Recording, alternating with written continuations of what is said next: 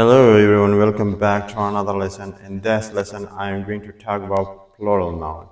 If you already know plural noun, your grammar is perfect. If you don't know, don't worry, I will explain it in the Pashto language step by step. My name is Saber. Let's get started for you. سلامونه او نیکی له احترامات میمونم زما د چینل خوږو دوستانو نن ورځ موږ ګرځو د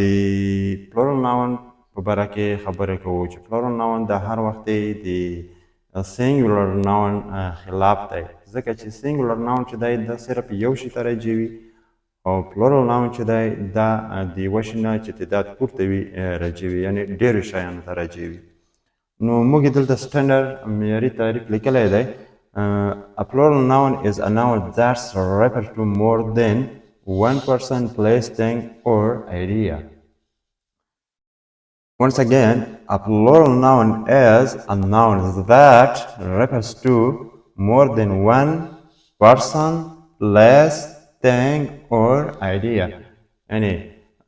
یو plural noun هغه noun ته ویل کېږي چې د هغه د یوه شي څخه ډېرو شیانو ته راجي وي که هغه ځای وي هغه که شخص وي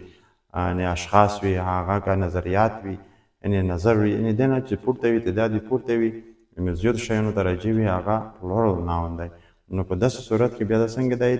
د singular noun خلاف دی د مثال په توګه که موږ داسې کې singular noun مو هم دلته ورسره لیکلی دی لکه cat refers to one child یعنې cat یو ماشوم ته اشاره کوي او که چیرې موږ جمع کړو نو وبویو چې cats refers to more than one child door refers to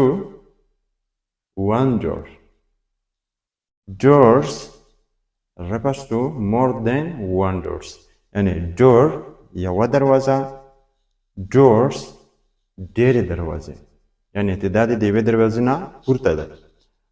همداشانته book refers to one book books refers to more than one book یعنې یو کتاب کتابونه نو دلته کتاب singular noun دی یعنې مفرد اسم دی books دا څنګه دی plural noun دی ښه دا خو اوس په دې خو پوه شو چې plural noun هغه noun دی چې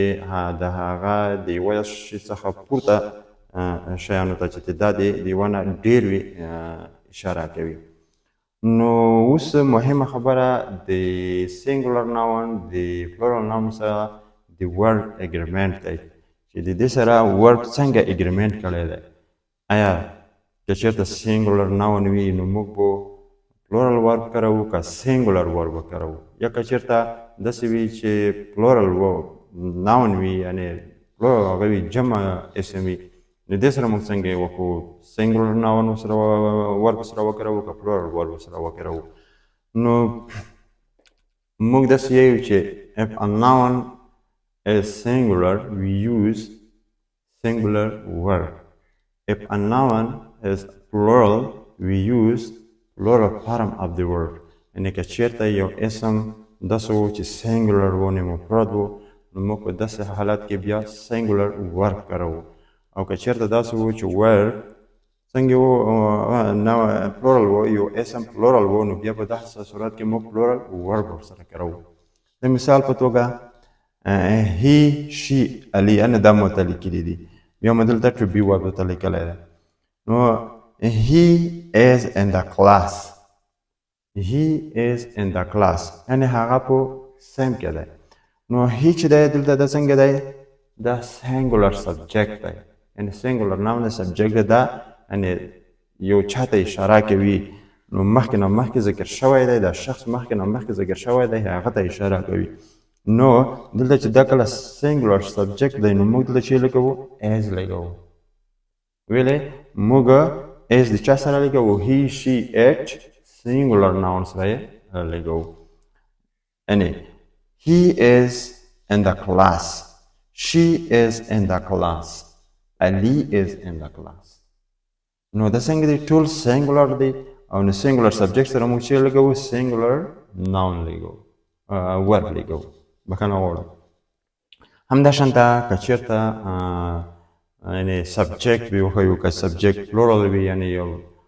ناون پلورل وي نو بیا به څنګه کوو بیا به د هغې سره موږ پلورل ورب لګو لکه we are writing homework we are writing homework نو دلته داسې کې وي څه دی وي پلورل سبجیکټ دی یعنې آر مو ورسره جمع ولګول یعنې د آر څنګه دی دا پلورل ورب دی نو دلته د دغه د وي په مطابق موږ آر څنګه چې ولګولو ورب مو څنګه ولګولو پلورل ورب مو ورسره ولګولو ځکه چې دلته موږ د سبجیکټ چې دی هغه دی جمع دی پلورل دی You are writing homework. Ali and Asad are writing homework. یعنی اسد او علي کورنۍ دنده لکي نو دلته دا څنګه دی داسې کې دا اسم جمع دی علي and اسد نو دا چې دوه نفره شوه نو موږ څنګه کوو آر ورسره لګوو ځکه چې دا ناون چې دی پلورل دی نو موږ څنګه کوو پلورل ورب ورسره لګوو د سبجیکټ په مطابق نو مننه ژوندي اوسئ خوشحاله اوسئ که چیرې مو د ویډیو خوښه شوي په پوه شوي وئ نو نورو ملګرو انډیوالانو سره یې هم شیر کړئ کور مو ودان مننه